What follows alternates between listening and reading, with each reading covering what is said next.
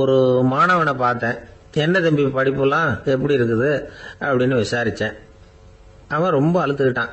நான் நல்லா தான் சார் படிக்கிறேன், இருந்தாலும் புத்தியில் சரியாக ஏற மாட்டேங்குது சார் அப்படின்னா. சரி, இவனும் நம்ம ரகம்தான் அப்படின்னு சொல்லி முடிவு பண்ணிட்டோம். கல்வி கற்கக்கூடிய ஒரு மாணவன் சம்பந்தப்படுற புத்திகள் பல வகை. அதை பற்றி ஒரு பெரியவர் விளக்கி இருக்கிறார். மிருத்து புத்தின்னு ஒன்று இருக்குதான். மிருத்துன்னா மண்ணு. மண்ணால் செவுறு கட்டுறோம்ல, மண் சுவரில் ஆணி அடிக்கிறதும் சுலபம், அதை பிடுங்கி எடுக்கிறதும் சுலபம். அது மாதிரி சில பேர் குரு சொல்லி கொடுக்கறத சுலபமாக கேட்டு தெரிஞ்சு வச்சுக்குவாங்க, கொஞ்ச நேரத்தில் சுலபமாக மறந்தும் போயிடுவாங்க. இது மிருத்து புத்தின்னு பேர், மண் புத்தி. தாரு புத்தின்னு ஒன்று உண்டான். தாருன்னா மரம். அதில் பச்சை மரத்தில் ஆணி அடிக்கிறது சுலபம், ஆனால் அதை எடுக்கிறது கஷ்டம். அது மாதிரி ஆசிரியர்கிட்ட இருந்து கேட்டதை கவனமாக மனசில் பதிய வச்சுக்கிட்டு அதை மறக்காமல் இருக்கிறது தாரு புத்தி. பட்டை மரமாக இருந்தால் அதில் ஆணி அடிக்கிறதும் கஷ்டம், அடிக்கிற ஆணியும் சீக்கிரம் நழுவிடும். அது மாதிரி கேட்குற விஷயம் மனசில் பதியறதும் கஷ்டம். அப்படியே பதிஞ்சாலும் அது நீடிச்சு இருக்கிறதும் கஷ்டம், கொஞ்ச காலத்தில் மறந்துடும். இன்னொரு வகை புத்தி ஒன்று உண்டு, அதுக்கு பேர் சிலா புத்தின்னு பேர். சிலான்னா கல். ஒரு கருங்கல்லில் 4 துளையை போட்டு ஒரு துளையில உளிய வச்சு அடிச்சா மற்ற துளை வழியாகவும் பிளந்து கல் 2 ஆயிடும். அது மாதிரி சந்தியான இடங்கள்ல குறிப்பா ஒரு பொருளை சொன்னா அதை வச்சுக்கிட்டு மற்றதையும் தெரிஞ்சுக்கிறது, அது சிலா புத்தின்னு பேர். வேணு புத்தின்னா என்ன தெரியுமா? வேணுன்னா மூங்கில். மூங்கில் கணுவில் ஒரு பக்கம் உளிய வச்சு அடிச்சா 2 பக்கமும் பிளந்துரும். அது மாதிரி ஒரு செய்தியை கேட்டுக்கிட்டு இருக்கிறப்பவே அதோட முன்பின் தொடர்களையும் தெரிஞ்சுக்கணும், அது வேணு புத்தி. தைல புத்தின்னு ஒன்று உண்டு. தைலம்ங்கிறது எண்ணெய். தண்ணியில் ஒரு துளி எண்ணெயை விட்டா அது தண்ணி பூரா பரவி போடுதில்ல, அது இப்படி பரவுறது மாதிரி ஆசிரியர் சுருக்கமாக ஒரு கருத்தை சொன்னால் அதை வச்சுக்கிட்டு பூரா விஷயங்களையும் தெரிஞ்சுக்கணும், அது தைல புத்தி.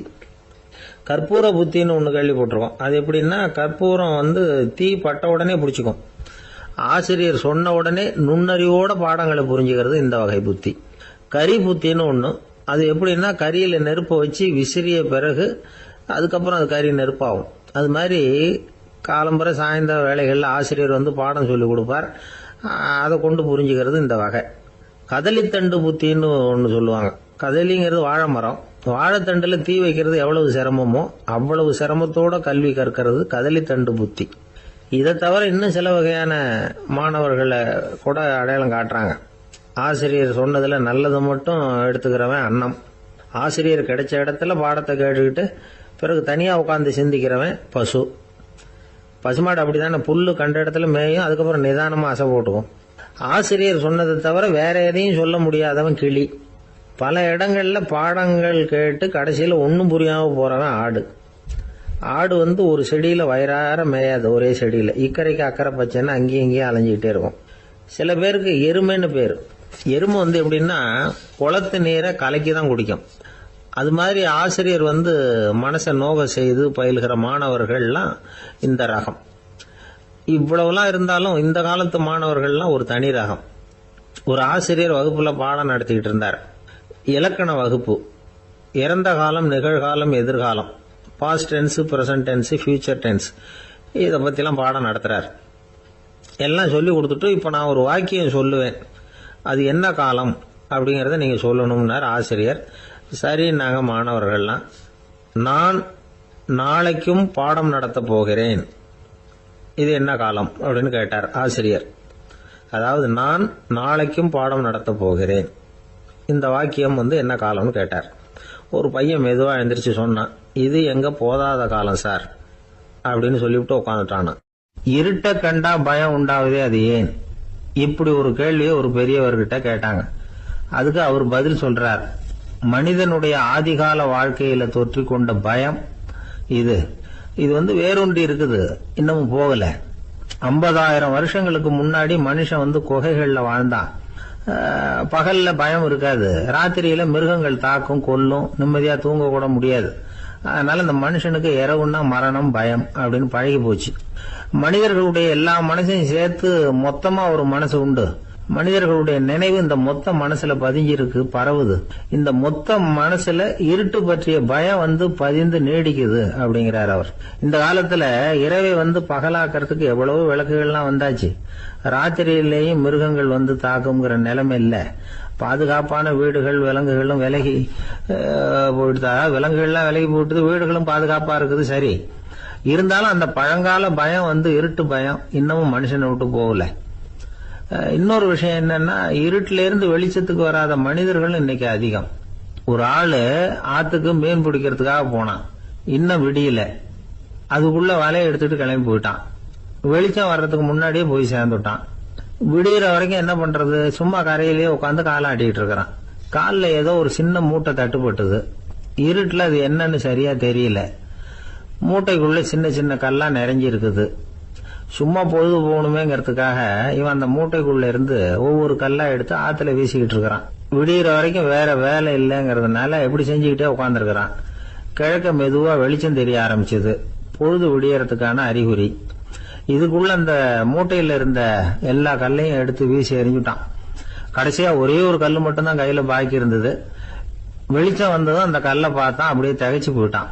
அடடா, இது வரைக்கும் தெரியாம தப்பு பண்ணிட்டோமே அப்படின்னு நினைச்சான். ஏன் தெரியுமா, அவன் கையில இருந்தது வெறும் கல்லு இல்ல, விலை வசந்த ரத்தன கல்லு. இருட்டுல என்னன்னு புரியாததுனால மூட்டையில இருந்த எல்லா ரத்தன கல்லையும் ஆத்துல வீசி எறிஞ்சிருக்கிறான். இப்போ அவனுக்கு அழுகையே வந்துடும் போல இருந்தது. வாழ்க்கைய வசதி ஆக்கிக்கிறதுக்கான வாய்ப்பு அவனுக்கு இருந்தது. இருந்தாலும் இருட்டுல அதை இழந்துட்டான். அந்த வகையில அவனுக்கு கொஞ்சம் அதிர்ஷ்டம் இருந்திருக்குது. அதாவது ஏதோ ஒரு வகையில இருந்திருக்குது. அதனாலதான் அந்த கடைசி கல்ல எரியறதுக்குள்ள வெளிச்சம் வந்துட்டுது. பல பேருக்கு அந்த அளவு கூட அதிர்ஷ்டம் வர்றது இல்ல. எல்லாத்தையும் வீசினதுக்கு அப்புறம் தான் வெளிச்சம் வரும். என்னன்னு விவரம் தெரியாமலே எழுந்திரிச்சு வந்துருவாங்க. வாழ்க்கைங்கிறது ஒரு பெரிய புதையல். அதை புரிஞ்சிக்காம மனுஷன் அதை வீசி எரிஞ்சுக்கிட்டு இருக்கான் அப்படிங்கிறது தான் பெரியவங்க கருத்து. சில பேருக்கு புரிஞ்சுக்கிற நேரம் வரும், அதுக்குள்ள வாழ்நாள்லாம் ஓடி போயிருக்கும். அதுக்கப்புறம் என்ன பண்றது? நம்மால் ஒருத்தன் கையில ஒரு சின்ன பையோட வந்துகிட்டு இருந்தான். பை உள்ள ஏகப்பட்ட நகைகள் ரத்தன கல் எல்லாம் இருக்கு. வந்துகிட்டு இருந்தவன் திடீர்னு அந்த பைய அப்படியே ஒரு குளத்துல வீசி எறிஞ்சுட்டான். மகான்கள் தான் இப்படி பற்று இல்லாம இருப்பாங்க. என்னங்க இது, விலை மதிப்புள்ள அந்த பைய இப்படி குளத்துல வீசி எறிஞ்சுட்டீங்களே, இதுக்கு என்ன அர்த்தம் அப்படின்னு கேட்டார் அவன் கூட வந்தவர். அவன் மெதுவா இவர் காதோட காதா சொல்றான், ஒரு போலீஸ்காரர் பின்னாடி வந்துகிட்டு இருக்கிறார், அவர் போனதுக்கு அப்புறம் இதை எடுத்துக்குவேன் அப்படிங்கிறான். ரெண்டு பேர் சுவாரஸ்யமா பேசிட்டு இருக்கிறப்போ குறுக்க புகுந்து தொந்தரவு பண்றதுக்குன்னே சில பேர் இருப்பாங்க. அது ரொம்ப இடைஞ்சலா இருக்கும். இதே மாதிரி மின்காந்தம் கூட குறுக்க புகுந்து தொந்தரவு பண்ணும். கடைசியில் அது ஒரு பெரிய இடைஞ்சல கொண்டாந்து விட்டுரும்.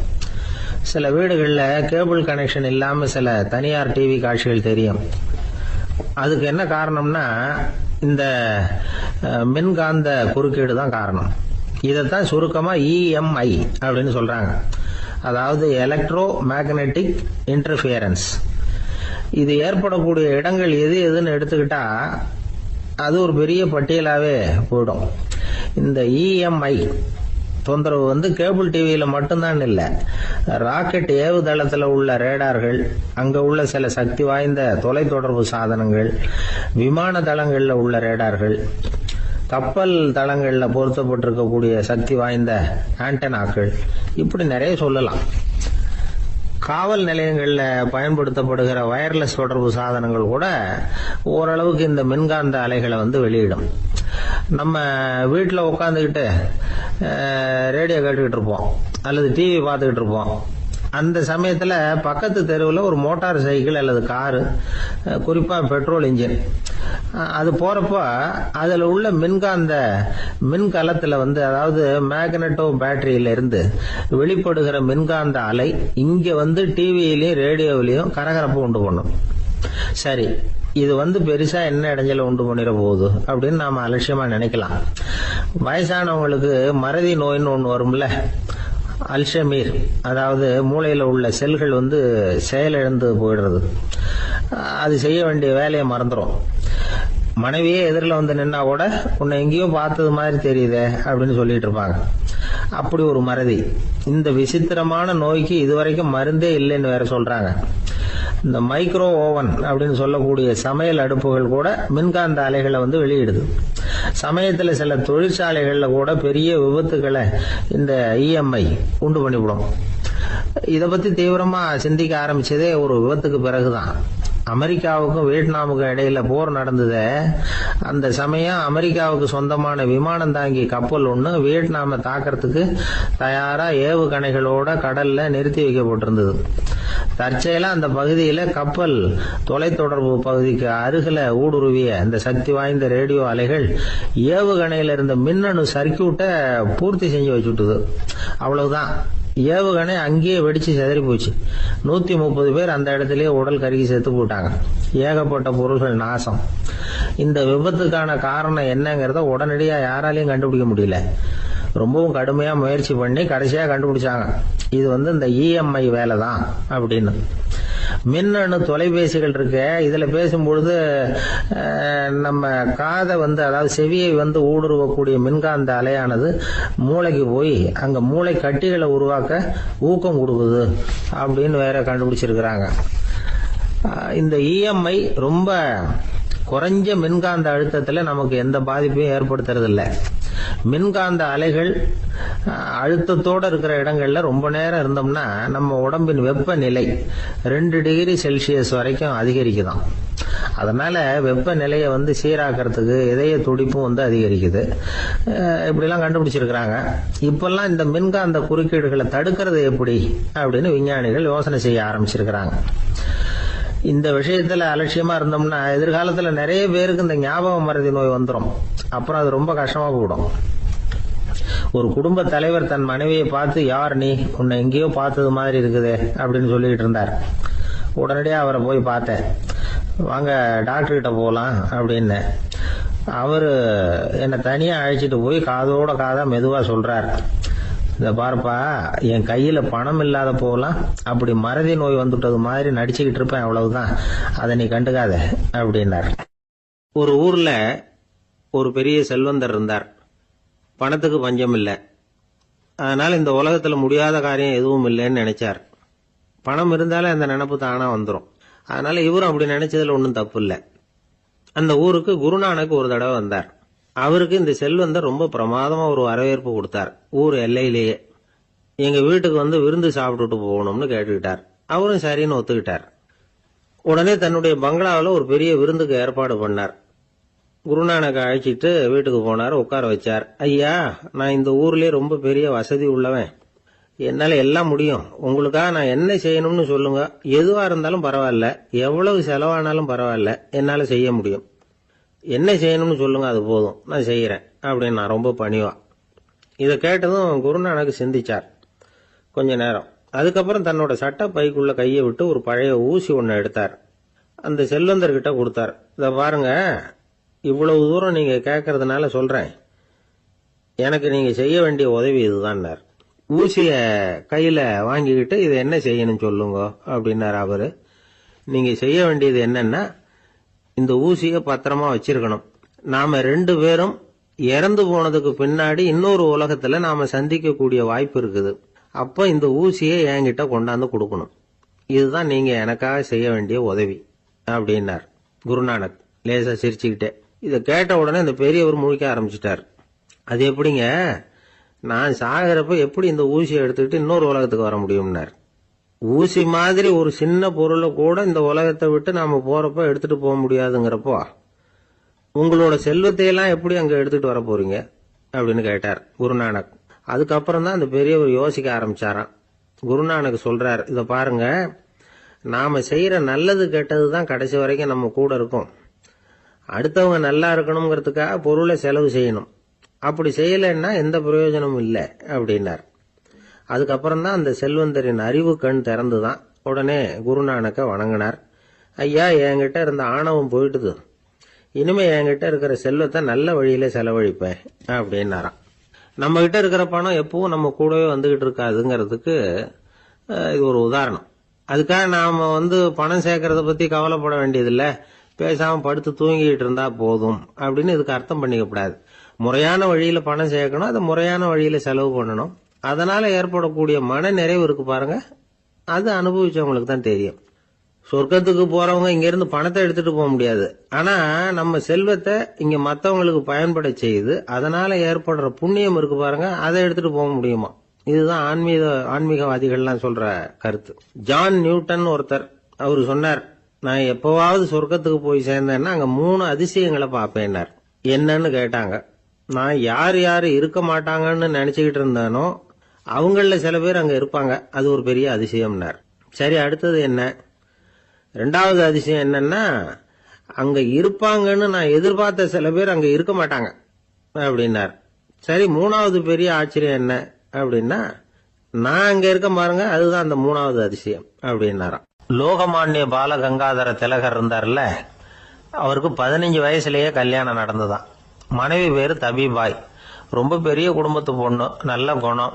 அவங்க குடும்பம் நடத்திக்கிட்டு இருக்கிறாங்க. அந்த காலத்துல திருடர்கள் பயம் அதிகம். இந்த காலத்துல மட்டும் என்னன்னு கேக்குறீங்களா? நீங்க கேக்குறது நியாயம்தான். இருந்தாலும் இந்த காலத்து திருடனுக்கும் அந்த காலத்து திருடனுக்கும் ஒரு முக்கியமான வித்தியாசம் உண்டு. அதாவது அந்த காலத்து திருடன்லாம் நியாயம் அநியாயம் பாக்குறது உண்டு, இந்த காலத்துல அப்படி பாக்குறது இல்லை. அந்த காலத்துல திருட வர்றவங்கள்ட்ட கூட ஒரு தார்மீக உணர்வு உண்டாம். அதாவது அப்போ உள்ள கொள்ளைக்காரங்க எதை களவாடினாலும் சரி, அரிசியை மட்டும் களவாடுறது இல்லையா, அப்படி ஒரு கொள்கை. அதனால பாருங்க, அந்த காலத்து பெண்கள் நகை நட்டுகளை பத்திரமா வைக்கணும்னா பெட்டியில வைக்கிறது இல்ல, அரிசி பானையில போட்டு வச்சு விடுறது. இப்பெல்லாம் பேங்க்ல சேஃப்டி லாக்கர்னு இருக்குல்ல, அது மாதிரி அந்த காலத்துல சேஃப்டி லாக்கருங்கிறது அரிசி பானை. வளையல், மூக்குத்தி, தோடு இப்படி எதுவா இருந்தாலும் அதுல போட்டு பத்திரமா வச்சிருவாங்க. திருடன் அரிசி பானை பக்கம் போறதில்லை. ஏன்னா சாப்பிடுற விஷயத்துல கை வைக்கக்கூடாது, அது பாவம் அப்படின்னு அவன் நினைக்கிறான். திலகரோட மனைவி தபிபாயும் அதே மாதிரி தன்னுடைய ஆபரணங்களை ஒரு அரிசி பானைக்குள்ள போட்டு மூடி வச்சிருந்தாங்களாம். இப்படி இருந்தப்போ ஒரு நாள் ஒரு பிச்சைக்கார பொண்ணு வீடு வீடா பிச்சை கேட்டுக்கிட்டே வந்திருக்குது. திலகர் வீட்டுக்கும் தர்மம் போடுங்க தாயே அப்படின்னு தான் அந்த பொண்ணு. அந்த அம்மா தபிபாய் காதல இது விழுந்திருக்கு. உடனே கை நிறைய அரிசி அள்ளிட்டு போட்டிருக்கு. பாத்திரத்துல அரிசியை போட்டதுக்கு அப்புறம் தான் தெரியுது, பளிச்சுன்னு கண்ணுல படுது. அதாவது அந்த அம்மாவோட வைர மூக்குத்தி ஒண்ணு அரிசியோட சேர்ந்து அந்த பிச்சைக்கார பொண்ணு பாத்திரத்துல போய் விழுந்துட்டுது. இந்த அம்மாவுக்கு மனசுக்குள்ள குழப்பம், என்ன இப்படி ஆயிட்டுதே, மூக்குத்தி போயிட்டுதே, பிச்சை பாத்திரத்துல இருந்து அதை எப்படி எடுக்கிறது அப்படின்னு தயக்கம். வாயை திறந்து அதை கேட்கறதுக்கும் கூச்சம். திண்ணையில உட்கார்ந்து இருந்த திலகர் இவ்வளவையும் பார்த்துக்கிட்டு இருக்கிறார்.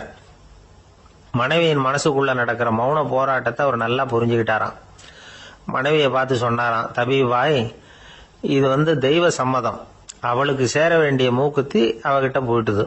பிச்சை பாத்திரத்துல விழுந்த மூக்குத்தியை எடுக்க வேணாம் அப்படின்னாராம். சரின்னு சொல்லிவிட்டு மேற்கொண்டு எதுவும் சொல்லாம அந்த அம்மா வீட்டுக்குள்ள போயிட்டாங்களாம். இந்த காலத்துல எல்லாம் அது மாதிரி நடக்குமா? வெறும் அரிசியை போட்டுட்டு விவகாரம் பண்ணிட்டு இருக்க மாட்டோமா? ஒரு பெரிய மனுஷன் வீட்டுக்கு ஒரு பிச்சைக்காரன் வந்தான். ஐயா, நாங்க பிச்சைக்காரங்கள்லாம் சேர்ந்து ஒரு சங்கம் வச்சிருக்கிறோம், அதுக்கு நிதி சேர்க்கிறோம், அதுக்கு ஒரு 100 ரூபா கொடுத்தீங்கன்னா எங்களுக்கு பெரிய உதவியா இருக்கும் அப்படின்னானா. அதெல்லாம் ஒன்றும் கொடுக்க முடியாது போ அப்படின்னாராம் அவரு. அப்படின்னா ஒரு 50 ரூபாயாவது கொடுங்களேன் அப்படின்னு இருக்கான். அதுவும் முடியாதுன்னு சொல்லிவிட்டாரு. 25 ரூபா அப்படின்னு இருக்கான். எதுவும் முடியாது அப்படின்னாராம். சரிங்க, இவ்வளவு பெரிய வீட்டுக்கு வெறுங்கையோட திரும்புறது நல்லா இருக்காது, அதனால சும்மா ஒரு 1 ரூபா மட்டுமாவது கொடுங்க அப்படின்னு இருக்கான் அவன். 1 பைசா கூட என்கிட்ட கிடையாது அப்படின்னு விட்டாரான் இவர். அப்படின்னா நீங்க ஒரு காரியம் பண்ணுங்களேன் அப்படின்னானா அவன். என்ன செய்யணும் அப்படின்னு இருக்காரு. எங்க சங்கத்துல நீங்களும் ஒரு மெம்பரா சேர்ந்துருங்க அப்படின்னானா. இந்த உலகத்துல நாம நல்லபடியா இருக்கணும்னா அதுக்கு முக்கியமா தேவைப்படுறது 2. ஒன்னு செல்வம், இன்னொன்னு அறிவு.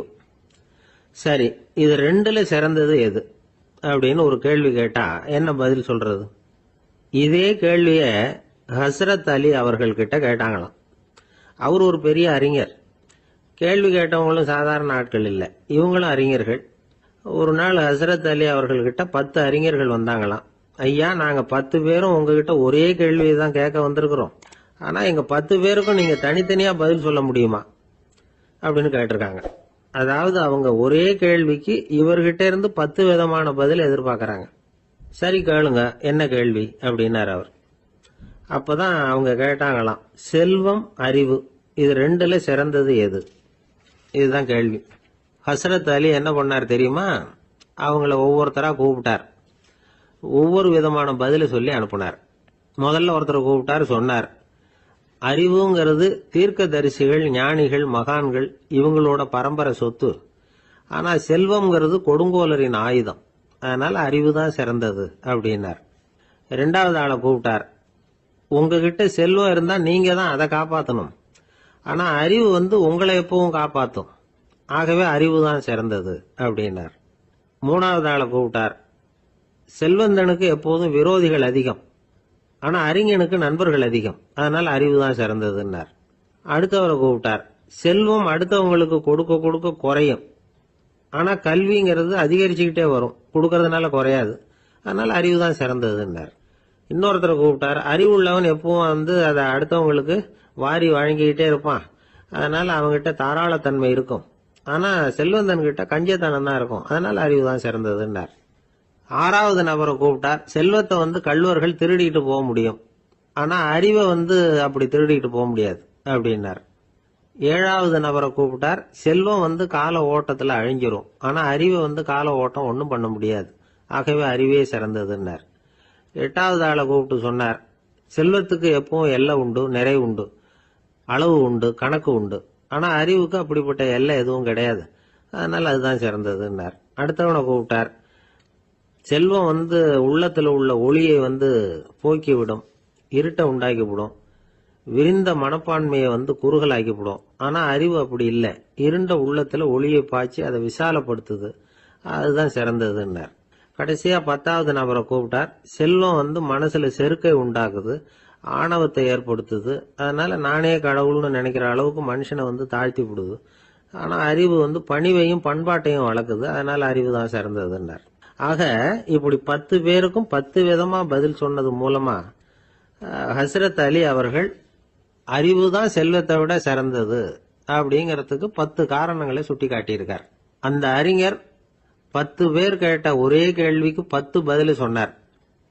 நமக்கு வேண்டிய ஒருத்தர் 10 பேர் கேட்ட கேள்விக்கு ஒரே பதில் சொல்லி சமாளிச்சார். கேள்வி என்ன தெரியுமா? என்கிட்ட வாங்கின கடனை எப்பயா திருப்பி கொடுக்க போற? இதுதான் அந்த 10 பேரும் கேட்ட ஒரே கேள்வி. இந்த மாசம் 26ஆம் தேதி தந்துடுறேன் அப்படிங்கிற ஒரே பதில் சொல்லி அவ்வளவு பேரையும் இவர் அனுப்பி வச்சுட்டாராம். எல்லாரும் போனதுக்கு அப்புறம் இவரை தனியா கூப்பிட்டு கேட்டிருக்கிறாங்க. அது என்ன சார் கணக்கு, 26ஆம் தேதி அன்னைக்கு என்ன அதிசயம் நடக்க போகுது அப்படின்னு கேட்டிருக்காங்க. அதிசயம் அன்னைக்கு இல்ல, அதுக்கு முத நாளே நடக்க போகுதுன்னாராம். விவரமா சொல்லுங்கன்னு இருக்காங்க. வேற ஒண்ணும் இல்லைங்க, 26ஆம் தேதி தானே எல்லாரையும் வர சொல்லி இருக்கிறேன், அதுக்கு முத நாளே நான் புறப்பட்டு தலைமறைவாயிட போறேன் அப்படின்னாராம் ரொம்ப பெருமையா. ஒரு ஊர்ல ஒரு மன்னர் இருந்தார், புத்தி கூர்மை உள்ள ஒரு மன்னர். பொதுவா மன்னர்களுக்கு சந்தேகம் வந்தா சபையில உள்ள சான்றோர்கள் கிட்ட கேட்டு தெரிஞ்சுக்கிறது தானே வழக்கம். ஆனா இங்க அப்படி இல்லை. மற்றவங்களுக்கு சந்தேகம் வந்தா மன்னர்கிட்ட கேட்டு தெரிஞ்சுக்குவாங்க. அது மாதிரி கேட்டு தெரிஞ்சுக்கிறதுக்காக ஒரு பெரியவர் ஒரு நாள் வந்தார். அவர் கையில 3 பொம்மைகள் வச்சிருந்தார். 3 ஒரே மாதிரி பொம்மைகள், கொஞ்சம் கூட வித்தியாசம் தெரியல. ஏது இந்த பொம்மைன்னு கேட்டார் மன்னர். எனக்கு வேண்டியப்பட்ட ஒருத்தங்கிட்ட இருந்து இதை வாங்கிட்டு வந்திருக்கிறேன், நான் தான் அவன்கிட்ட இந்த பொம்மையை செஞ்சு கொடுக்க முடியா கேட்டுக்கிட்டேன். அவன் ரொம்ப புத்திசாலி, அவன் தான் இதை செஞ்சு கொடுத்தான், ஆனா அதுல ஒரு சிக்கல் அப்படின்னார். என்ன பிரச்சனைன்னு கேட்டிருக்காரு இவர். நான் அவன்கிட்ட கேட்டது 3 விதமான பொம்மைகளா இருக்கணும்னு கேட்டேன், அவன் என்னடான்னா 3 ஒரே மாதிரியா செஞ்சு கொடுத்துட்டான் அப்படின்னார். அவன்கிட்டயே கேட்கறது தானே அப்படின்னு இருக்காரு இவர். கேட்டேன், அவன் என்ன சொல்றான்னா இது 3 ஒரே மாதிரி பொம்மை கிடையாது, 3 விதம், ஒண்ணுக்கு ஒண்ணு வித்தியாசம் இருக்குது.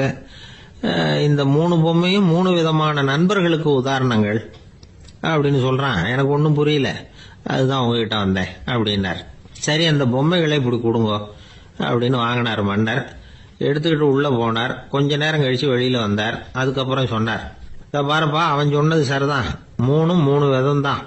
இது இருக்குதே முதல் பொம்மை, இது உத்தமமான நண்பனுக்கு உதாரணம். இந்த 2வது பொம்மை இது மத்தியமமான நண்பனுக்கு உதாரணம். அந்த 3வது பொம்மை இருக்குதே அது மோசமான நண்பனுக்கு உதாரணம். இதை செஞ்சவன் உண்மையிலேயே பெரிய அறிவாளி தான் அப்படின்னாராம். வந்தவருக்கு ஒன்னும் புரியல.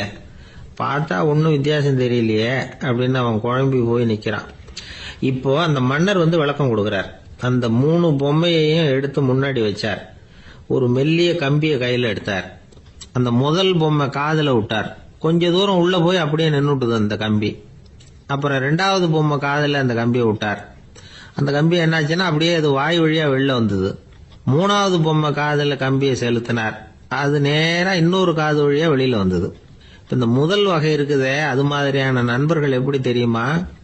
நம்ம கஷ்டத்தை அவங்க கிட்ட சொன்னா பேசாம கேட்டுக்குவாங்க. வெளியில அதை யாருகிட்டையும் சொல்லிட்டு இருக்க மாட்டாங்க. வெளியில தெரியாம நமக்கு உதவி பண்ணுவாங்க. செஞ்சுட்டு அதை நான் தான் செஞ்சேன்னு சொல்லிட்டு இருக்க மாட்டாங்க. அதுதான் கம்பி ஒரு காது வழியா போய் உள்ளே நின்னுட்டுது. ரெண்டாவது பொம்மையில கம்பி என்னாச்சு, ஒரு காது வழியா போய் வாய் வழியா வெளியில வருது. இது மாதிரியான நண்பர்கள்கிட்ட வந்து நாம கஷ்டத்தை சொன்னா அதை அவங்க 4 பேர்கிட்ட போய் சொல்லி நமக்காக உதவி கேட்பாங்க. நமக்குன்னு கேட்டு வாங்கி அதை நம்ம கிட்ட கொண்டுட்டு வந்து கொடுப்பாங்க. இவங்க வந்து மத்தியமமான நண்பர்கள். 3வது பொம்மையில ஒரு காது வழியா செலுத்துற கம்பி இன்னொரு காது வழியா வெளியில வந்துருது. இது மாதிரியான நண்பர்கள் கிட்ட நம்ம கஷ்டத்தை சொன்னா அவங்க காது கொடுத்து கேட்கறது மாதிரி நடிப்பாங்க. அப்படியே இன்னொரு காது வழியா அதை வெளில விட்டுருவாங்க. அதை பத்தி கவலைப்பட மாட்டாங்க. இதுதான் இந்த பொம்மைகளுக்குள்ள இருக்கிற வித்தியாசம் அப்படின்னு விளக்கம் கொடுத்தாராம் மன்னர். படிக்கிற பிள்ளைங்கள்லயும் இது மாதிரி 3 வகை உண்டு. சில பேர் காதால வாங்கி மனசுல வச்சுக்குவான். சில பேர் காதால வாங்கி பேனாவால எழுதி விடுவான். சில பேர் ஒரு காதால வாங்கி இன்னொரு காதால வெளியில விட்டுருவான். ஒரு பையன் வகுப்புல ஆசிரியர் பாடம் நடத்தும் பொழுது தலையை வேகமா ஆட்டி ஆட்டி கேட்பானா, ஏண்டா இப்படி தலையை இப்படி ஆட்டுற அப்படின்னு கேட்டிருக்கான் பக்கத்துல இருந்தவன். தலையை ஆட்டினா தாண்டா ஒரு காது வழியா உள்ள போறது, இன்னொரு காது வழியா வெளியில வேகமா வெளில போகும் அப்படின்னானா அந்த பையன். ஒரு கணவன் மனைவி எப்ப பார்த்தாலும் அவங்க 2 பேருக்கும் இடையில சண்டை வந்துகிட்டே இருந்தது. இதுல என்ன ஆச்சரியங்கிறீங்களா? நான் அதுக்காக சொல்ல வரல, இது வேற விஷயம். அதாவது சண்டை போடாம இருக்கிறதுக்கு வழி சொல்ற தகவல் இது.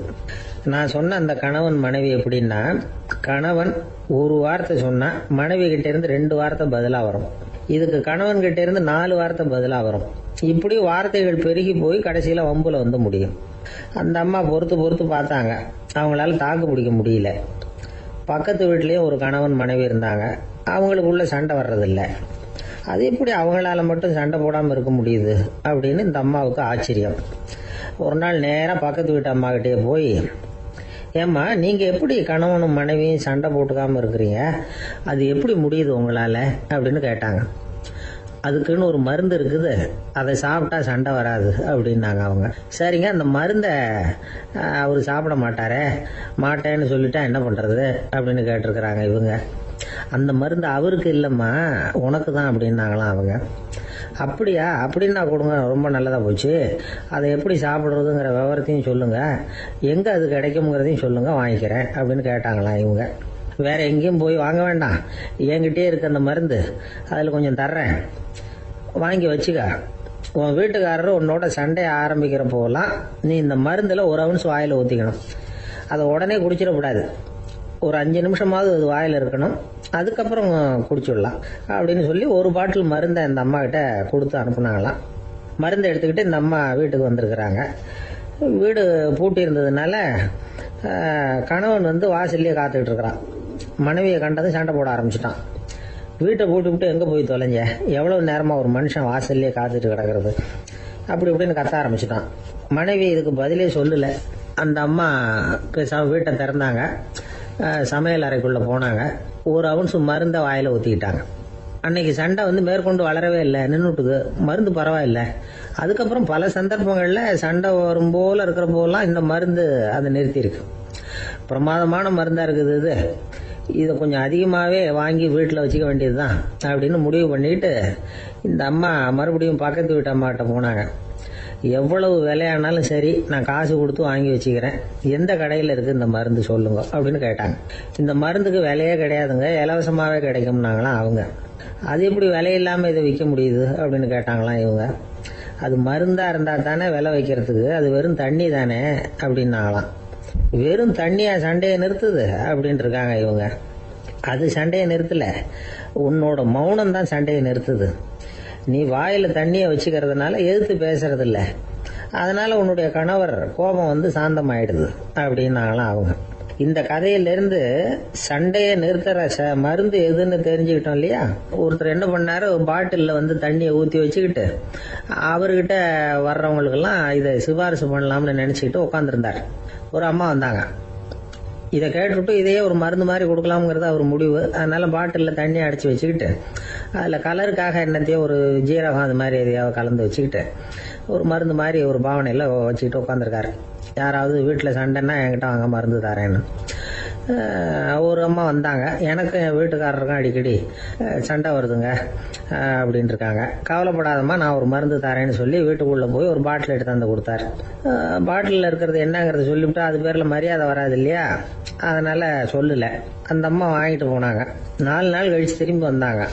என்னம்மா வீட்டில் சண்டை நின்று போச்சான்னு கேட்டிருக்காரு இவர். அங்கே நின்று போச்சுங்க, இப்போ உங்ககிட்ட ஆரம்பமாக போகுதுன்னாங்களாம். என்னம்மா அப்படின்ட்டுருக்காரு அவர் பயந்து போய். இப்போ என்னங்க நீங்கள் என்ன மருந்து கொடுத்துருக்குறீங்க என்னங்க அப்படின்னாங்களாம் கோவமா. அது வெறும் தண்ணி தானே அப்படின்ட்டுருக்காரு இவர். தண்ணியா இது, நல்லா பாருங்க அப்படின்னு அந்த பாட்டில் நீட்டினாங்களாம். இவர் வாங்கி பார்த்துருக்காரு. அப்புறம் தான் விஷயம் புரியுது அவருக்கு. இவர் கை தவறுதலாக அவங்க வீட்டில் இருந்த மண்ணெண்ணெய் பாட்டில் எடுத்து அவர்கிட்ட கொடுத்துருக்குறாங்க. அப்புறம் என்ன ஆகும், சண்டை வராமல். ஒரு அழகான கடற்கரை, சுற்றுலா பயணிகள் நிறைய பேர் அங்கே வந்து போகிறது வழக்கம். சனி ஞாயிறு கூட்டம் அதிகமாக இருக்கும். அதோட விளைவு என்னங்கிறது அடுத்த நாள் தான் தெரியும். ஆமாம், அந்த கடற்கரையை சுத்தப்படுத்துகிற தொழிலாளிகள் திங்கட்கிழமை ரொம்ப சிரமப்படுவாங்க. சனி ஞாயிறு வந்த கூட்டம் கடற்கரை பூராவும் காலி ஐஸ்கிரீம் கப்புகளை வந்து வீசி எறிஞ்சிட்டு போயிடுவோம். ஆயிரக்கணக்கான கப்புகள் அங்கே பரவலாக கிடக்கும். அதையெல்லாம் பொறுக்கி எடுத்து சுத்தம் பண்ணி ஆகணும். இதனால் திங்கட்கிழமை வேலைக்கு வர்றதுக்கு எல்லாரும் பயப்படுவாங்க. அப்படி ஒரு நிலைமை. பல பேர் அன்னைக்கு வந்து லீவ் எடுத்துகிட்டு போயிடுறது வழக்கம். நமக்கு எதுக்கு இன்னைக்கு தொந்தரவுன்னு. இது ஒரு பெரிய பிரச்சனையாக இருந்தது. இதுக்கு என்ன பண்ணலாம் அப்படின்னு யோசனை பண்ணாங்க. ஒரு ஆலோசனை கூட்டத்துக்கு ஏற்பாடு பண்ணாங்களாம். அந்த நகர நிர்வாக அலுவலர்கள், பணியாளர்கள் எல்லாரும் அதில் கலந்துக்கிட்டாங்க. கூட்டம் ஆரம்பமாச்சு. ஆரம்பத்தில் சொன்னாங்க, இந்த பிரச்சனைக்கு ஒரு தீர்வு வேணும், என்ன பண்ணலாம், அதை முடிவு செய்யறதுக்கு தான் இந்த கூட்டம். இதில் நீங்கள் செய்ய வேண்டியது என்னென்னா, உங்களுக்கு தோன்றுகிற யோசனை எதுவாக இருந்தாலும் சொல்லுங்கள். கொஞ்சம் கூட தயக்கம் வேண்டாம். நாம் சொல்கிற யோசனை ஈடுபடுமா படாதா அப்படின்லாம் யோசிக்க வேணாம். எல்லாருடைய யோசனைகளையும் அப்படியே பதிவு செய்துக்கிறோம். கடைசியாக அதிலிருந்து ஒரு சிறந்த யோசனையை தேர்வு பண்ணி அதை பயன்படுத்தலாம். இந்த சந்தர்ப்பத்தில் இன்னொரு முக்கியமான வேண்டுகோள், எவ்வளவு சாதாரணமான யோசனையாக இருந்தாலும் சரி, அது சொல்லும் பொழுது அடுத்தவங்க வந்து ஏளனம் செய்யக்கூடாது. இது ஒரு பெரிய யோசனையா அப்படின்னு சொல்லி எதையும் அலட்சியப்படுத்தக்கூடாது. இதுதான் அந்த கூட்டத்தின் ஆரம்பத்தில் செய்யப்பட்ட அறிவிப்பு. உடனே அந்த கூட்டத்தில் இருந்தவங்க ஆளுக்கு ஒரு யோசனை சொல்ல ஆரம்பிச்சாங்க. ஒருத்தர் எழுந்திருச்சார், இங்கே வர்ற சுற்றுலா பயணிகள் கிட்ட ஆளுக்கு $10 ஒரு டெபாசிட் மாதிரி வைப்பு பணமாக வாங்கிக்கணும். காலி ஐஸ்கிரீம் கப்பை திருப்பி கொடுத்தா அந்த பணத்தை திருப்பி கொடுத்துடலாம். இப்படி ஒரு ஏற்பாடு பண்ணிக்கிட்டா கப்புகளை தேடி பொறுக்கிட்டு இருக்க வேண்டியதில்லை, எல்லாம் ஒரே இடத்துக்கு வந்து சேர்ந்துடும். அப்படியே நாம் வந்து தூக்கிட்டு போய் ஒரு இடத்துல கொட்டி விடலாம் அப்படின்னாரு. இன்னொருத்தர் எழுந்திருச்சார், கப்பை வந்து கீழே போட்டால் $50 அபராதம் அப்படின்னு அங்கங்கே போர்டு எழுதி வச்சுடலாம். கப்புகளை போடுறதுக்கு அங்கங்கே பெரிய கூடைகளை வச்சுடலாம். நாம் சாவகாசமாக அந்த கூடைகளை சேகரம் பண்ணிக்கலாம் அப்படின்னாராம். இன்னொருத்தர் எழுந்திருச்சு கொஞ்சம் கோபமாக பேசினார். கப்புகளை வந்து அவங்க வாயிலேயே திணிச்சு விடணும், அதுகளை முன்னு சாப்பிட்டு பார்த்தா தான் தெரியும் அது எவ்வளவு கஷ்டங்கிறது அப்படின்னு ரொம்ப கடுமையாக பேசியிருக்காரு. இது வேடிக்கையாக தெரிஞ்சாலும் இந்த யோசனையும் பதிவு செஞ்சுக்கிட்டாங்களாம். இப்படி பல யோசனைகள். கடைசியாக எல்லாத்தையும் படித்து பார்த்துட்டு பரிசீலனை பண்ணாங்க. அப்புறம் தான் யோசனை வந்தது. இவர் வேடிக்கையாக சொன்னது கப்புகளை அவங்க வாயிலே திணிச்சு சாப்பிட சொல்லணும், அதுதான் தண்டனைன்னார்ல. ஏன் அப்படி சாப்பிட்றது மாதிரியே கப்புகளை தயார் பண்ண என்ன அப்படின்னு சிந்திக்க ஆரம்பிச்சாங்களாம். ஆகா, அதுதான் சரின்னு ஒரு முடிவுக்கு வந்தாங்க. அதுலேருந்து உருவானது தான் இந்த வேஃபர் கப்ஸ். ஐஸ்கிரீமை சாப்பிட்டு முடிச்சதும் கப்பையும் சாப்பிட்டுடலாம். கோன் ஐஸ்கிரீம் சாப்பிட்றோம்ல, அதுதான். அமெரிக்காவில் மியாமி கடற்கரையில் ரொம்ப காலமாக இருந்துகிட்டு வந்த குப்பை பிரச்சனைக்கு இப்படிதான் ஒரு தீர்வு வந்துதான். இதுல இருந்து நாம புரிஞ்சுக்க வேண்டியது என்னன்னா, நாம அன்றாட எத்தனையோ பிரச்சனைகளை சந்திக்கிறோம், அதுக்கெல்லாம் தீர்வு உண்டு. அது எங்க ஒளிஞ்சிருக்குன்னு கண்டுபிடிக்கணும். அந்த அந்த யோசனையையும் நல்லா தீவிரமா யோசிக்கணும். யார் என்ன யோசனை சொன்னாலும் அதை வந்து அலட்சியப்படுத்தக்கூடாது, அக்கறையோட கவனிக்கணும், அதை யோசிச்சு பார்க்கணும். ஒரு அம்மா தன்னோட வீட்டுக்காரரை ஒரு மனநல மருத்துவர்கிட்ட அழைச்சிட்டு வந்தாங்களாம். டாக்டர், இவருக்கு கோன் ஐஸ்கிரீம் பிடிக்கல, பேப்பர் கப்பில் இருக்கிற ஐஸ்கிரீம் தான் வேணும்னு அடம் பிடிக்கிறார் அப்படின்னாங்களாம். அது ஒன்றும் தப்பு இல்லையேன்னாராம் டாக்டர். இதுக்கு அந்த அம்மா சொன்னாங்களாம், இவர் கப்பு ஐஸ்கிரீம் வாங்குறதுல தப்பு இல்லை டாக்டர், பிரச்சனை அது இல்லை.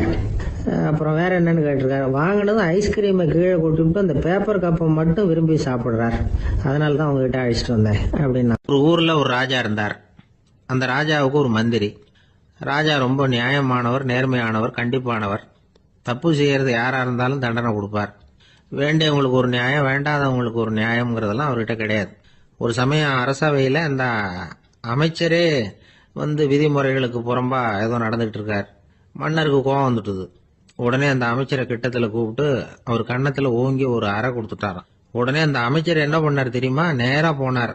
அங்க நின்றுகிட்டு இருந்த இன்னொருத்தர் கண்ணத்துல ஓங்கி அரைஞ்சார். அரை வாங்கினவர் திகைச்சு போயிட்டார். இவர் ஏன் நம்மள வந்து அரைகிறார் அப்படின்னு யோசனை பண்ணார். மன்னரும் திகைச்சு போயிட்டார். நாம இவரை அரைஞ்சா அதுக்காக இவரு போய் இன்னொருத்தர் அரையணுமா அப்படின்னு யோசனை பண்ணார். அவர் இவருக்கு என்ன பைத்தியமானு கூட நினைக்க ஆரம்பிச்சுட்டார். ஆனா என்ன ஆச்சுன்னா, அப்புறம் அமைச்சர் அவர் கவனிச்சுக்கிட்டு இருந்தாரா, அவர் இன்னொருத்தர் அரைஞ்சார் இல்லையா, அந்த அரை வாங்கின ஆசாமியை பார்த்து கத்திக்கிட்டு இருந்தார். யாரு? அமைச்சர். ஏன்பா என்கிட்ட அறைய வாங்கிட்டு இப்படி விவரம் இல்லாம நின்றுட்டு இருக்கிறிய, நான் உனக்கு கொடுத்ததை நீ வேற யாருக்கிட்டையாவது கொடுத்துரு அப்படின்னார்.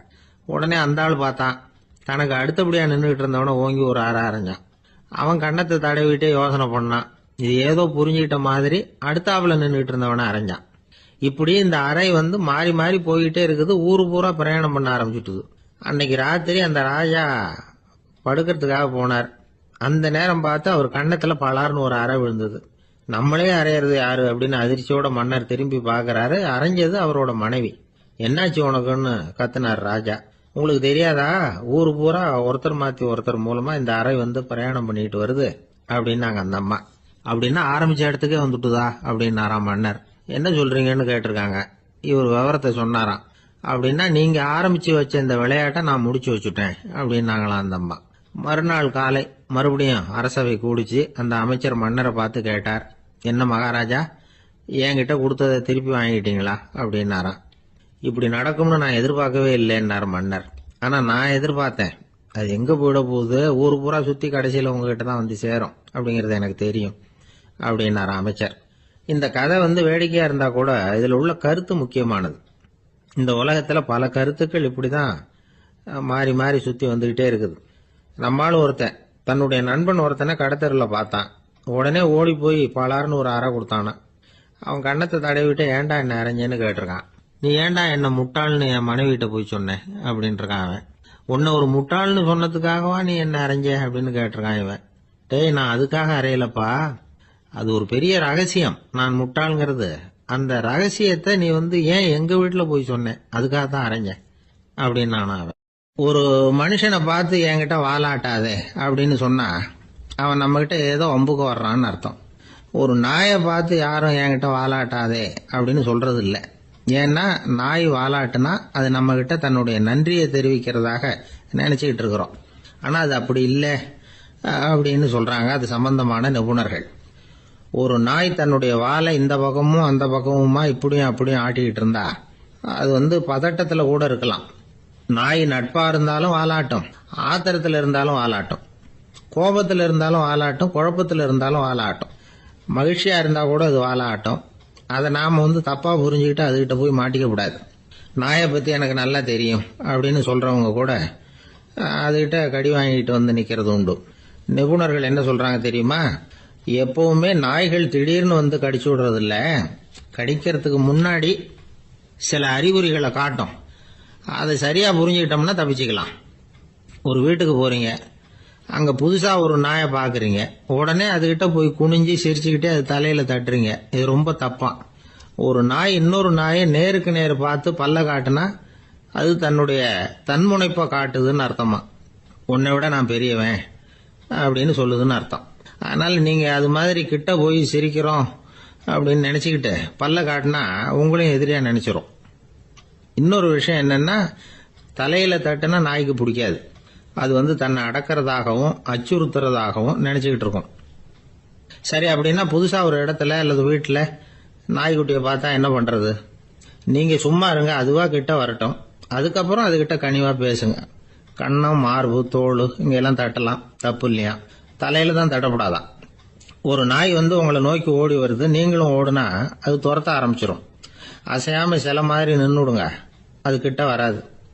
அதுக்கு ஆர்வம் இல்லாம போயிடும். ஒரு தெருவில் சின்ன பிள்ளைங்க நிறைய பேர் விளையாடிக்கிட்டு இருக்கிறாங்க. அப்போ சில நாய்கள் அங்கே ஓடி வருது.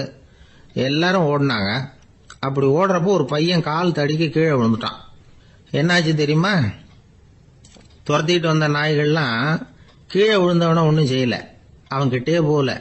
ஓடிக்கிட்டு இருந்தாங்கல்ல பசங்க, அவங்கள துரத்திக்கிட்டு அவங்க பின்னாடி ஓடிச்சான்.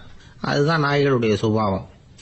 ஒரு நாய் நம்மளை நேருக்கு நேர் முறைச்சு பாக்குதுன்னு வச்சுங்க, நாமளும் அதை முறைச்சு பார்க்க கூடாது. நாம வேற பக்கம் எங்கேயாவது பார்க்க ஆரம்பிச்சிடணும். ஒரு நாய் கோபமா இருந்ததுன்னா அதோட வால் உறுதியா நேரா நிற்கும். ஒரு நாய் பணிந்து போனா அல்லது பயந்து போனா அது தன்னோட வாலை காலுக்கு நடுவில் வச்சுக்கும். ஒரு நாய் நம்மளை பார்த்து பயந்து நிக்குதுன்னு வச்சுங்க, அதனால நமக்கு ஆபத்து இல்லைன்னு நினைச்சிடக்கூடாது. உங்களை பார்த்துட்டு ஒரு நாய் ஒடுங்குச்சுன்னா நீங்க விலகி போயிடணும் அப்படின்னு அது நினைக்குது. நிறைய பேர் பயந்து போன நாயால கடிபடுறாங்க. இவன் நம்மளை விட பெரிய ஆள், மாட்டிக்கிட்டோம், வேற வழி இல்லை அப்படிங்கிற நினைப்புல தான் நாய் கடிக்க ஆரம்பிக்குதான். இதே மாதிரி சங்கிலியால கட்டி போடப்பட்டிருக்கிற நாயும் ஆபத்தானதுதான். தொடர்ந்து கட்டி போட்டிருந்தா காலப்போக்கில் அது ஒரு மாதிரி ஆயிடும். நாய் குழந்தைகளை கடிக்காது அப்படின்னு சில பேர் சொல்லுவாங்க. அதுவும் ஒரு தவறான நம்பிக்கை. அதனால சின்ன குழந்தைகளை தனியா நாயோட விளையாட விடக்கூடாது. ஆக கூடி நாயை பத்தி நிறைய விஷயம் புரிஞ்சுக்க வேண்டியிருக்குது. ஒருத்தர் தன்னுடைய நண்பர் வீட்டுக்கு போயிருந்தார். அவசியம் எங்க வீட்டில் சாப்பிட்டுட்டு தான் போகணும் அப்படின்னு ரொம்ப அன்பா சொல்லிவிட்டார். அதை மீற முடியல இவரால். சரின்னு உட்காந்துட்டார். சாப்பாடு போட்டாங்க, சாப்பிட ஆரம்பிச்சார்.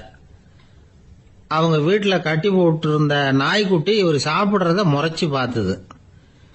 ஏன் இப்படி என்ன அது முறைச்சு பார்க்குது உங்க வீட்டு நாய்க்குட்டி அப்படின்னு அவர் கேட்டார். அப்போ அவங்க சொன்னாங்களாம், அதுகிட்ட ஒரு கெட்ட பழக்கம்ங்க, தன்னோட தட்டுல யாரு சாப்பிட்டாலும் அது அப்படிதான் முறைச்சு பார்க்கும் அப்படின்னாரா அவர். இந்த உலகத்துல மனுஷன் எவ்வளவோ தவறுகள் செய்யறான். அதுக்கெல்லாம் என்ன காரணம்? அதை பத்தின ஆராய்ச்சி தான் இன்னைக்கு. இதுக்கு ஆராய்ச்சி என்னத்துக்கு, அது தெரிஞ்ச விஷயம் தானே அப்படின்னு நீங்க நினைக்கலாம். ஆனா அப்படி அலட்சியமா இந்த விஷயத்தை விட்டுறக்கூடாது. பொதுவா எல்லோரும் நினைக்கலாம் எது சரி எது தவறு அப்படின்னு தெரியாததுனாலதான் மனுஷன் தப்பு பண்றான் அப்படின்னு. ஆனா அப்படி சொல்லிட முடியாது. மனுஷன் தெரிஞ்சேதான் தவறுகள் பண்றான். இப்போ உதாரணத்துக்கு ஒரு சாலையில இடது பக்கம் போக வேண்டிய ஒருத்தர் நடுக்கோட்டை தாண்டி வலது பக்கமா வண்டியை ஓட்டிட்டு போறாருன்னு வச்சுங்க. என்னப்பா இது தப்பு இல்லையா அப்படின்னு அவர்கிட்ட கேட்டா, அதெல்லாம் எனக்கு தெரியும், நீ உன் வேலையை பார்த்துட்டு போ அப்படிம்பார். வலது பக்கமா போறது தப்புன்னு தெரிஞ்சேதான் அவர் அப்படி செய்யறார், அப்படி போறார். பெரிய உத்தியோகத்துல இருக்கிறவங்க கூட லஞ்சம் வாங்குறாங்க. அவங்களுக்கெல்லாம் லஞ்சம் வாங்குறது தப்புன்னு தெரியலன்னு அர்த்தம். திருடுறது தப்புன்னு தெரியாமலாம் மனுஷன் திருடுறான். நல்லாவே தெரியும். நீங்க வேணும்னா கேட்டு பாருங்க, வேற வழி இல்ல அதனாலதான் திருடுறேன்பா. திருடுறது ஒரு புண்ணியமான காரியம்னு திருடனே கூட சொல்ல மாட்டான். திருடுறது தவறுங்கிறது திருடனுக்கு தெரியும் அப்படிங்கறத விளக்கறதுக்காக ஒரு பெரியவர் ஒரு கதை சொன்னார். அதாவது 2 திருடர்கள் 2 பேரும் சேர்ந்து ஒரு வீட்டுக்கு போய் ஒரு 10,000 ரூபாயை திருடிட்டு வந்துடுறாங்க. ஒரு காட்டு வழியா வந்துகிட்டு இருக்கிறாங்க. இன்னும் விடியல. 2 பேருக்கும் தூக்கம் கண்ணை சுத்துது. சரி, இப்படியே ஒரு மரத்தடியில படுத்து தூங்குவோம், காலையில விடிஞ்சதும் இந்த பணத்தை 2 பேரும் பங்கு போட்டுக்குவோம் அப்படின்னு முடிவு பண்றாங்க. அதே மாதிரி படுத்து தூங்குறாங்க. நடு ராத்திரியில ஒரு திருடன் முழிச்சுக்கிறான். விடிகிற வரைக்கும் காத்துக்கிட்டு இருந்தா 5,000 ரூபா தான் கிடைக்கும், இப்பவே கம்பி நீட்டினா 10,000 ரூபா கிடைக்கும் அப்படின்னு யோசிச்சு பார்த்துட்டு ஒரு முடிவுக்கு வந்தான். மெதுவா அந்த 10,000த்தையும் சுருட்டிக்கிட்டு அடுத்தவனுக்கு தெரியாம ஓடி போயிட்டான். விடியுது. அடுத்தவன் எழுந்திரிச்சு பாக்குறான். பணத்தையும் காணல, பாகஸ்தனையும் காணல. இந்த திருடன் அந்த திருடனை திட்டுறான். திருட்டு பய, அயோக்கிய பய, இப்படி அநியாயமா கிளப்பிட்டு போட்டானே அப்படிங்கிறான். இதுல இருந்து என்ன தெரியுது? தெரியாம எடுத்துக்கிட்டு போறது திருட்டு, அயோக்கியத்தனம், அநியாயம் அப்படிங்கறது இவனுக்கு தெரிஞ்சிருக்குது. அதனாலதான் அடுத்தவனை பார்த்து இப்படி திட்டுறான். அதனால தெரியாததுனால மனுஷன் தவறு பண்றான்னு சொல்றது சரியில்லை. அப்படின்னா மனுஷன் பண்ற தவறுகளுக்கு உண்மையான காரணம் தான் என்ன? இதே சந்தேகம் அர்ஜுனனுக்கும் வந்துதான். அதனாலதான் அவன் பகவானை பார்த்து கேக்குறான், மனுஷன் தன் விருப்பத்துக்கு விரோதமா ஏதோ ஒரு சக்தியினால பலாத்காரமா இழுக்கப்பட்டது மாதிரி பாவம் பண்றானே, அந்த சக்தி என்ன அப்படின்னு கேக்குறான். இதுக்கு பகவான் பதில் சொல்றார், காமமும் குரோதமும் தான் அந்த சக்திகள், அதாவது ஆசையும் சினமும். இது 2ம் உன்னுடைய எதிரிகள் அப்படிங்கறத புரிஞ்சுக்கோ அப்படிங்கிறார். இன்னமும் நுணுக்கமா பார்த்தா காமத்தினுடைய மறு உருவங்கள் தான் குரோதமும் லோபமும். ஆசை நிறைவேறலன்னா குரோதம், அதாவது கோபம். ஆசை நிறைவேறிட்டதுன்னா லோபம், அதாவது பேராசை. பாவத்தை கண்ட்ரோல் பண்ணணும்னா அதுக்கு மெயின் சுவிட்ச் எது அப்படிங்கறது இப்பதான் தெரியுது. அதுக்கு மனுஷன் தெரிஞ்சேதான் தவறு பண்றான் அப்படின்னு பேசிக்கிட்டோமே. அதுக்கு ஒரு உதாரணம். ஒரு ஆளு ஹோட்டல்ல சாப்பிட போனான். சாப்பிட்டு முடிச்சான். எழுந்திரிச்சு முதலாளி கிட்ட பில்ல கொடுத்தான். காசை கொடுக்கல. முதலாளி பணம் கொடுன்னு கேட்டார். இவன் என்கிட்ட பணம் இல்லைன்னா. முதலாளி கொஞ்சம் கூட அலட்டிக்கல. உள்ள இருந்து ஒரு ஆளை கூப்பிட்டார். இவனை கூப்பிட்டுட்டு போய் இட்லி மாவு ஆட்ட சொல்லுன்னார். இவனும் கவலைப்படாம உள்ள போயிட்டான். அப்போ அழைச்சிட்டு போற ஆளு கேக்குறான், ஏன் சார் சாப்பிடுறதுக்கு முன்னாடி காசு இல்லைங்கிறது உங்களுக்கு தெரியாதா அப்படின்னு கேக்குறான். தெரியும், காசு இல்லைங்கிறதும் தெரியும், காசு இல்லாம சாப்பிட்டா மாவாட்டணுங்கிறதும் தெரியும் அப்படின்னா அந்த ஆள். அப்படின்னா நீங்க உங்க வீட்லயே சாப்பிட்டு இருக்கலாமே அப்படின்னு கேக்குறான் அவன். அதுக்கு இவர் சொல்றாரு, அது எப்படி, அங்க சாப்பிட்டாலும் நான் இதே வேலையை தானே செய்ய வேண்டியிருக்கும் அப்படின்னாராம். நமக்கு முன்னாடி நமக்கு வேண்டிய ஒருத்தர் ஒரு கிளாஸ்ல நமக்கு பழச்சாறு கொண்டாந்து வைக்கிறாருன்னு வச்சுங்க.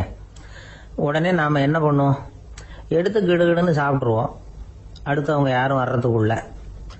அதை விட்டுட்டு அதை கொண்டாந்து வச்சவர்கிட்டயே அதோட விலை என்ன அப்படி இப்படின்னு நான் கேட்டுக்கிட்டு இருப்போம். நாம கேட்க மாட்டோம். ஆனா காந்திஜி அப்படி கேட்டாராம். எப்ப தெரியுமா, 1935 அந்த வருஷம் மே மாசத்துல ஒரு நாள் காந்திஜி டெல்லியில இருக்கிறார். அப்ப அவருக்கு 2 டம்ளர் மாம்பழச்சாறு கொண்டாந்து கொடுக்குறாங்க. அதை வாங்குறாரு. இதோட விலை என்ன அப்படின்னு கேட்டார் காந்திஜி. யாருக்கிட்ட கேட்டாருன்னா மனுபென் காந்தி கிட்ட கேட்கிறார். அவங்க தான் கொண்டாந்து கொடுக்குறாங்க. காந்திஜிக்கு உதவி செய்யறதுக்காக அவர் கூடவே இருந்தவங்க அவங்ககிட்ட தான் கேட்கிறாரு. காந்திஜி சும்மா வேடிக்கைக்காக இப்படி கேட்கிறாருன்னு நினைச்சுட்டாங்க அந்த அம்மா. அதுவும் இல்லாம அதோட விலையை கேட்டா காந்திஜி நிச்சயமா அதை சாப்பிட மாட்டார் அப்படிங்கிற பயம் வேற. அதனால அந்த அம்மா பதில் எதுவும் சொல்லாம கம்முன்னு இருந்துட்டாங்க. கொஞ்ச நேரம் ஆச்சு. அந்த பழச்சாறு வச்ச இடத்துல அப்படியே இருக்குது, வச்ச இடத்துல வச்சபடியே இருக்கு. காந்திஜி அதை சாப்பிடவே இல்லை. மனுபென் காந்தி பார்த்தாங்க. மெதுவா காந்திஜி கிட்ட போய் அதை சாப்பிடுங்களேன் அப்படின்னாங்க. பழச்சாறு விலை என்னன்னு கேட்டேன், அதுக்கு பதில் இல்லை. அது முதல் தப்பு. பதிலை எதிர்பார்த்திருந்தும் அதை பத்தி விசாரிக்கல, அது 2வது தப்பு. இப்படி 2 தப்புகளை பண்ணிவிட்டு என்கிட்ட வந்து இதை சாப்பிடுங்கன்னு சொன்னா அது எப்படி அப்படின்னு கேட்டாராம் காந்திஜி. மனுபென் காந்தி என்ன சொல்றதுன்னு தெரியாம திகைச்சு போய் நின்றுகிட்டு இருந்தாங்க. காந்திஜி தொடர்ந்து சொன்னாராம், இப்ப என் முன்னாடி வச்சிருக்கிற இந்த பழச்சாறு விலை சுமாரா ஒரு ₹1/2 இருக்கும். அது அந்த காலத்து மதிப்பு. இந்த பழச்சாறு இல்லாம கூட என்னால இருக்க முடியும். ஆனா அவசியமான பொருள்களை வாங்கறதுக்கு கூட சக்தி இல்லாத மக்கள் இந்த நாட்டில் நிறைய பேர் இருக்கிறாங்க. அப்படி இருக்கிறப்போ எனக்கு என்னத்துக்கு இந்த விலை உயர்ந்த பானம்? இதை இப்போ நான் சாப்பிட்டா என் உடம்பு வேணும்னா ஆரோக்கியமாகலாம், ஆனா என் மனசு அமைதி அடையாது. எனக்கு என்னுடைய உடல் ஆரோக்கியத்தை விட மன ஆரோக்கியம் தான் முக்கியம். அதனால இதை நான் சாப்பிட மாட்டேன், எடுத்துட்டு போயிடு அப்படின்னாராம். அந்த சமயத்துல ஒரு அகதி பொண்ணு 2 குழந்தைகளோட காந்திஜியை பார்க்கறதுக்காக வந்தது. வணக்கம் சொல்லிச்சு. காந்திஜி உடனே தனக்கு முன்னாடி இருந்த பழச்சாற்றை எடுத்து அந்த பொண்ணுகிட்டையும் குழந்தைகள்கிட்டையும் கொடுத்து சாப்பிட சொன்னார். அவங்க அதை வாங்கி ரொம்ப சந்தோஷத்தோட சாப்பிட்டாங்களாம். அதை பார்த்த காந்திஜி முகத்துல ஒரு புன்னகை, ஒரு பரவசம், ஒரு திருப்தி. அவர் மனசு நிறைஞ்சி இருந்தது. அப்போ அவர் சொன்னாராம், ஆண்டவன் எனக்கு எப்பவும் சரியான சமயத்துல கை கொடுப்பாருங்கிறது அதுக்கு இதுதான் அத்தாட்சி. நான் ஒரு இக்கட்டான சூழ்நிலையில இருக்கிறப்ப கூட கடவுளின் கருணையால அந்த சூழ்நிலை என்னை பாதிக்கல. என் கூட இவ்வளவு நாள் பழகியும் கூட இங்க இருக்கிறவங்க எனக்கு அதிக விலை உள்ள பழரசத்தை கொடுத்தாங்க. ஆனா சரியான நேரத்துல அதை சாப்பிட வேண்டியவங்களை என்கிட்ட அனுப்பி வச்சு என்ன சந்தோஷப்படுத்தினார் கடவுள், அவருக்கு நன்றி அப்படின்னாராம் மகாத்மா காந்தி. உடல் ஆரோக்கியத்தை விட மன ஆரோக்கியம் தான் எனக்கு முக்கியம்னு சொன்னார் பாருங்க. அதை நாம எல்லாரும் மனப்பூர்வமா இன்னைக்கு சிந்திச்சு பார்க்கணும். இந்த காலத்துல எல்லாரும் அப்படியா நினைக்கிறாங்க? எனக்கு தெரிஞ்ச ஒருத்தர் இருந்தார். தினமும் காலையில ஒரு காபி சாப்பிட உட்கார்ற நேரத்துல பக்கத்து வீட்டுக்காரர் வந்து சேருவார் கரெக்டா. உடனே அவரும் தனக்குன்னு வந்திருக்கிற காப்பியை எடுத்து மனப்பூர்வமா பக்கத்து வீட்டுக்காரர்கிட்ட கொடுத்துருவார். அதுக்கப்புறம் அவருக்காக வேற காபி போட்டு கொண்டாந்து கொடுத்தாலும் வேண்டான்னு சொல்லிடுவார். ஆண்டவனா பார்த்து சரியான நேரத்துல அவரை எங்க வீட்டுக்கு தினமும் அனுப்பி வைக்கிறார் அப்படிம்பார்.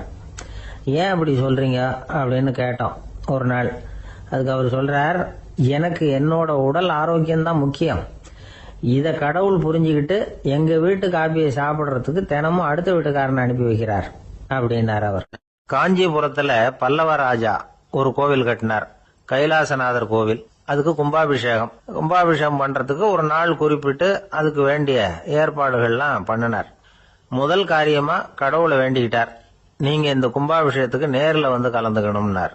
கடவுள் அந்த ராஜா கனவுல வந்தார். நீ கும்பாபிஷேகம் வச்சிருக்கிற அதே நாள்ல அதே நேரத்துல எனக்கு இன்னொரு ஊர்ல ஒரு கும்பாபிஷேகம் இருக்குது, அதுக்கு போக வேண்டியிருக்கு. அதாவது திருநின்ற ஊர்ல என்னுடைய பக்தர் ஒருத்தர், அவரும் ஒரு கோயில் கட்டி கும்பாபிஷேகம் செய்யறார். நான் அதுக்கு போக வேண்டியிருக்கு, அதனால உன்னுடைய தேதியை நீ மாத்தி வச்சுக்கோ அப்படின்னார். கடவுள் தான் எங்கேயும் இருக்கிறவராச்சே, அவர் நினைச்சா 2 இடத்துலயும் இருந்து கோயில் கும்பாபிஷேகத்தை நடத்த முடியாதா? ஏன் இப்படி செய்யல? அது ஒரு முக்கியமான காரணத்துக்காக தான். திருநின்ற ஊர்ல இருந்த பூசலாருங்கிற அந்த அடியாரின் பெருமையை இந்த உலகத்துக்கு எடுத்து காட்டணுங்கிறதுக்காகத்தான் கடவுள் அந்த ராஜா கிட்ட அப்படி சொன்னார். சரி, அந்த அடியார் அப்படி என்னதான் பெருசா கோயில் கட்டி விட்டார்? ராஜா கட்டின கோயிலை விட பெருசா? அவர் கட்டினது கருங்கல்லாலேயோ மண்ணாலேயோ மரத்தாலேயோ இல்ல. அவர் கட்டின கோயில் வேற மாதிரி. அது மனசால கட்டின கோயில், மனசுக்குள்ள இருக்கிற கோவில், மனக்கோவில். அந்த அடியார் தன்னோட மனசுக்குள்ள மாசக்கணக்கா ஒவ்வொரு கல்லா சேர்த்து கட்டின கோவில். இந்த விஷயம் ராஜாவுக்கு தெரியாது. அவர் என்ன நினைச்சுட்டாரு, அது நாம கட்டின கற்கோயிலை விட ரொம்ப பெருசா இருக்கும் போல இருக்கு அப்படின்னு நினைச்சுட்டாரு. சரி, அப்பேற்பட்ட அந்த கோயிலை தரிசனம் பண்ணிவிட்டு வருவோம் அப்படின்னு நினைச்சு ராஜா திருநின்ற ஊருக்கு போறார். அங்க போய் பார்த்தா கோயிலையும் காணும், ஒன்னையும் காணும். கடைசியில பூசலார் கட்டின மனக்கோவில் தான் அதுங்கிறத அவர் புரிஞ்சுக்கிறார். உடனே அந்த அடியாரின் காலில் விழுந்து வணங்குறார். அவரோ, இது மனசால முயன்ற கோவில், இதுக்கு இத்தனை பெருமையா அப்படின்னு ஆச்சரியப்படுறார். இதுல ஆச்சரியப்படுறதுக்கு ஒண்ணும் இல்ல. ஆண்டவன் விரும்புறது அகபக்தியை தவிர புற தோற்றங்களே அல்ல. இதை நாம புரிஞ்சுக்கிட்டோம்னா நமக்குள்ள எந்த வேறுபாடுகளும் வர்றதுக்கு வழியே இல்லை. இன்னொரு ராஜா இருந்தார். அவரு ஆண்டவனுக்கு படைக்கிறதுக்காக ஒரு தார் நல்ல செவ்வாழைப்பழமா எடுத்துக்கிட்டு போகணும்னு நினைச்சார். அதனால நாளே அதை வாங்கிட்டு வர சொன்னார் வேலைக்காரங்கிட்ட. வேலைக்காரன் போனா கடைத்தெருவில் ஒரு தார் பழம் வாங்கினா. வர்ற வழியில அவன் குடிசை. அப்படியே எட்டி பார்த்துட்டு போவோமேன்னு நினைச்சான். போனான். அங்க இவனோட குழந்தை பாவம் பசியால கத்திட்டு இருக்கு. இவன் பார்த்தான், இவ்வளவு பெரிய தாரில் ஒரு 2 பழம் எடுத்தா தெரியவா போகுது அப்படின்னு நினைச்சு ஒரு 2 பழத்தை பிச்சு அந்த குழந்தைகிட்ட கொடுத்தான். அது அதை வாங்கி வயிறார சாப்பிட்டது. பசி அடங்குச்சு, விளையாட போயிட்டுது. இவன் அதுக்கப்புறம் வாழைப்பழத்தை எடுத்துக்கிட்டு அரண்மனைக்கு வந்தான். 2 பழம் பிச்சிருக்கிறது ராஜாவுக்கு தெரிஞ்சு போச்சு. இவன் உண்மையை சொல்லிவிட்டான். உடனே ராஜா, கடவுளுக்கு படைக்க வேண்டிய பொருளை குழந்தை எச்சில் பண்ண விட்டுருக்கியே அப்படின்னு சொல்லி அவனை கட்டி வச்சு சாட்டையால் அடிச்சார் பாவம். மறுநாள் பழத்தை கோயிலுக்கு எடுத்துட்டு போனார். கடவுள் முன்னாடி வச்சார். கடவுள் கண்ணை திறந்து பார்த்தார், பழம்லாம் அழுகி இருக்குது. என்ன இது அழுகி போன பழம் அப்படின்னார். ராஜா முழிச்சார். நல்லா தானே இருந்தது அப்படின்னு நினைச்சார்.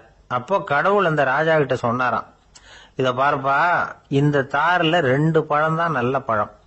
அந்த 2 பழங்களையும் நேத்திக்கே நான் சாப்பிட்டுட்டேன் அப்படின்னாராம். அப்பதான் ராஜாவுக்கு புரிஞ்சுது, ஏழை குழந்தையின் பசியை தீர்க்கறதுக்காக உதவுன அந்த 2 பழம் தான் இறைவன் சாப்பிட்ட பழம்னு. இறைவன் இருக்கிற இடம் எது? இதுதான் பக்தின்னு சொல்றோம் இல்லையா. அது 3 வகைப்படும் அப்படிங்கிறார் ஒரு பெரியவர். அது என்ன 3 வகைன்னா, தெய்வ பக்தி, அடியார்கள் பக்தி, குரு பக்தி. அடியார் பக்தியை விட தெய்வ பக்தியை விட குரு பக்தி தான் ரொம்பவும் சிறந்ததுங்கிறார் அவர். தெய்வத்துக்கிட்ட செஞ்ச பாவம் குருநாதர்கிட்ட தீர்ந்துருமா. குருநாதர்கிட்ட செஞ்ச பாவம் தெய்வத்துக்கிட்ட போனாலும் தீராதான். இப்படி பெரியவங்களாம் சொல்லி வச்சிருக்கிறாங்க. ஒரு காடு, அங்க அயோத தௌமியர் அப்படின்னு ஒரு தபோதனர். அவரு பல மாணவர்களை ஒன்னா சேர்த்து ஒரு குருகுலம் நடத்திக்கிட்டு இருக்கிறார். பல தரப்பட்டவங்க, பல திறப்பட்டவங்க மாணவர்கள் அதுல சேர்ந்து படிச்சுக்கிட்டு இருக்கிறாங்க. பாஞ்சால ராஜகுமாரன் ஒருத்தனும் அந்த குருகுலத்துல சேர்ந்து படிச்சுக்கிட்டு இருக்கிறான். அவன் பேரு ஆருணி. பெரிய இடத்து புள்ள, இருந்தாலும் படுப்புல ரொம்ப கெட்டிக்காரனா இருந்தான். அவன் தான் அங்க முதல் மாணவன். ஒரு நாள் குருநாதர் அந்த அரசகுமாரனை கூப்பிட்டார். நம்ம குருகுலத்துக்கு சொந்தமான வயல்ல தண்ணீர் பெருகி வெள்ளம் பயிரை அழிக்குதான். அதனால நீ போய் மடையை அடைச்சிட்டு வந்துரு அப்படின்னார். அந்த அரசகுமாரன் உடனே புறப்பட்டான். குருநாதர் சொல்லிட்டார்ல, உடனே புறப்பட்டான். நான் பெரிய இடத்து பிள்ளையாச்சே, ராஜகுமாரன் ஆச்சே, ரொம்ப செல்வா கூட வளர்ந்தவனாச்சே, நான் போய் வயல்ல இறங்கி வேலை செய்யறதா அப்படின்னு அவன் நினைக்கல. குருநாதர் கட்டளையை நிறைவேற்ற வேண்டியது நம்ம கடமை அப்படின்னு நினைச்சான். உடனே ஒரு மண்வெட்டியை தூக்கி தோல்ல வச்சுக்கிட்டு புறப்பட்டு போயிட்டான். வயலுக்கு போனான்.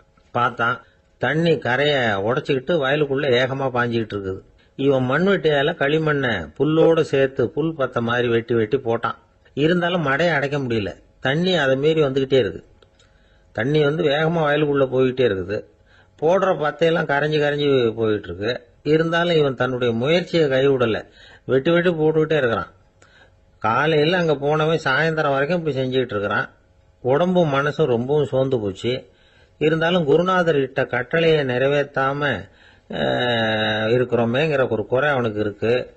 குரு கட்டளையை நிறைவேற்றாத நான் இன்னமும் இருக்கணுமா அப்படின்னு யோசனை பண்ண ஆரம்பிச்சுட்டான்.